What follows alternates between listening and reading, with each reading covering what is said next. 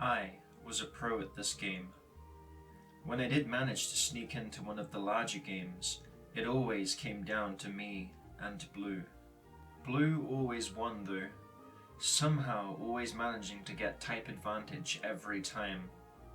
This continued until I won one time, and a girl roofed my ball in retaliation. I stopped playing around there.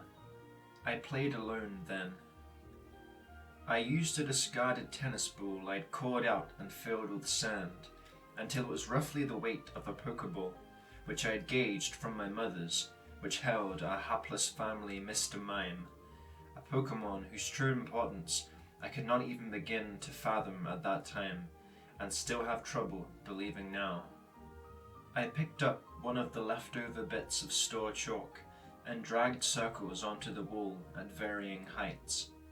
I then stood a sporting distance and proceeded to catch the holy hell out of some faux Pokémon. I don't remember missing once. After about 20 throws, I became aware I had an audience. He wasn't Blue quite yet then. He was the esteemed Gary Samuel Oak. I can't remember exactly what I thought of him back then, only that it was considerably less charitable than what I do now. So maybe I still kind of blamed him for the roofing incident. Forgive me, I was young. He grinned a devilish grin at me, as if he hadn't been missing all afternoon. His denims were dusty from the way I would later learn he ran all the way down from the Pokémon Ranch in a tantrum. "Good arm there, Red," he said. "Mind a partner, or are you chicken? But.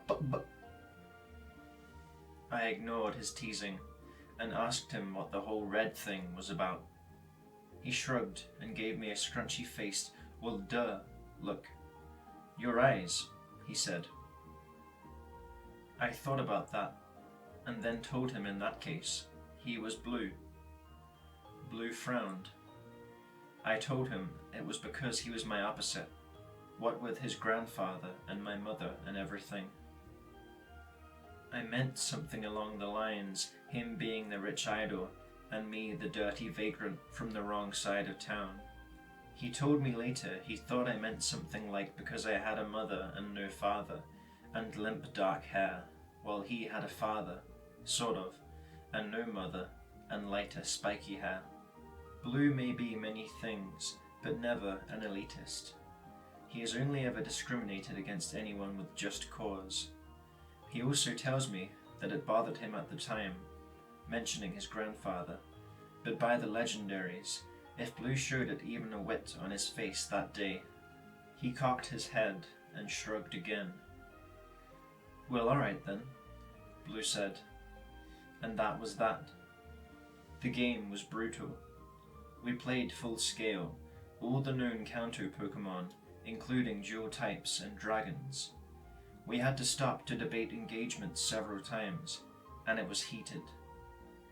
It was intense, it was tiring, and we both argued ourselves hoarse and threw our arms lame. It was the greatest day of my life. We played all the way past the setting sun and into the night, where the full moon was so bright that it was as if day had never left. Eventually my mother showed up. Instead of stopping us, she watched. After a few minutes she made a call on the straight phone. Several minutes later, Professor Oak's ponderous old pickup truck came rumbling down the street, and he got out and watched too. Neither of them said much. They just watched as Blue and I raced to catch 'em all. I can't truly remember how the night petered out after that. We had worked our way through the Kanto Pokémon and gone into the full Indigo League list. We had to keep playing, we knew. To stop would be to dispel the magic of the game. I remember the last engagement being between a Dragonite and a Salamence, which was basically an even match since we were both Dragon type and we both knew that the argument would never end. The details aren't important. The night was important. It was a magical night. The next day, Professor Oak released the first Pokédex.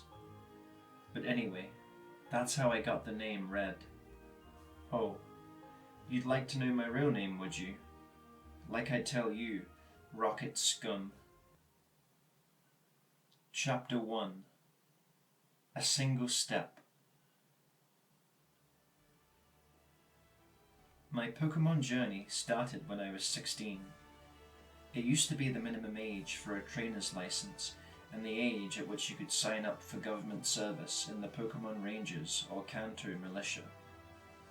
I suppose if I were more concerned about security and stability, I might have travelled to one of the cities and enrolled in a university, or perhaps sought apprenticeship with one of the famed Kanto professor's labs, but I was not. My wanderlust had been an unstoppable force ever since I watched the trainers of our senior graduating class venture out into the tall grasses. As it happened, I left a day after Blue, and the legendaries take me if it didn't feel like an eternity's head start then. It still does, even now. Do you know he took on the Elite Four? And of course, the champion. Lance, the Dragon King. They all fell like dominoes. Grand Champion Blue. Undefeated. Well, almost. But I digress. 16.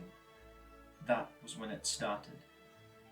I suppose a good place to start would be graduation day.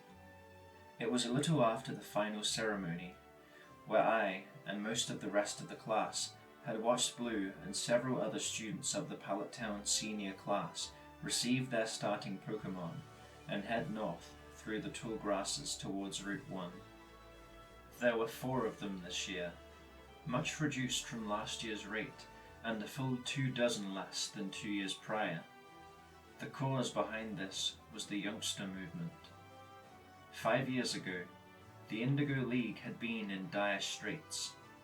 Active trainer registration was at a record low, and all the extremely promising newcomers were years off of being able to apply for a license or being snapped up into high-paying corporate jobs. The release of the Pokédex only made it easier for working trainers to retire to supporting roles, as the Pokédex made Pokémon Watcher roles magnitudes easier, jump-starting Pokémon research like nothing else since the Ultra Pokéball. I knew of it from the newspapers, over which Professor Oak's face was pictured for months, and still showed up rather frequently over the years after. The roads were becoming less and less safe with rangers and militiamen retiring, so the collective mayoral congress of the Indigo League passed the Young Trainer Registration Act, which lowered the legal age of trainer license from 16 to 11 with due demonstration of Pokémon aptitude. Registered young trainers would be limited to patrolled routes and required to report infrequently to city centres. It was intended as a stopgap measure until they were old enough to enlist in the Pokémon Rangers and militia at substantially higher salaries, with hefty bonuses to go along with it. The first generation of young trainers, nicknamed youngsters, graduated with the first commercialized Pokédexes in their hands. It was universally agreed to be a complete disaster. The definition of Pokémon aptitude was lobbied back and forth across the political field like a pinball. Reports rolled in every day of child corpses found in the wilderness, mauled to death by Pokémon they had mistakenly treated the same as domestics while exploring. Those youngsters not killed going outside the routes died from lack of discipline, from starvation, and simple bad sense. However their technical aptitude, they were simply not old enough to take care of themselves. The act was hit from all sides with vitriolic invective. On a bright day, it was generously referred to as a child soldier program. Most days, however, the Young Trainer Act was seen about as favourably as dropping babies into a cheese shredder. It was banned in half a dozen cities and harshly regulated in all others. It had a variety of effects. While it did lower Pokémon attacks on routes, it was also linked to a rise in Pokémon crimes, Pokémon abuse, and trainer brutality, never mind the galling mortality rate. Now, the focus was mainly on fully trained, quality trainer applicants. I had to give the professor credit. He had smelled the disaster a mile away and used his influence to exclude Pallettown from the initial list of settlements adopting the Act. But that didn't stop several students from travelling to Viridian and registering anyway. I heard a few of them even survived the first few years.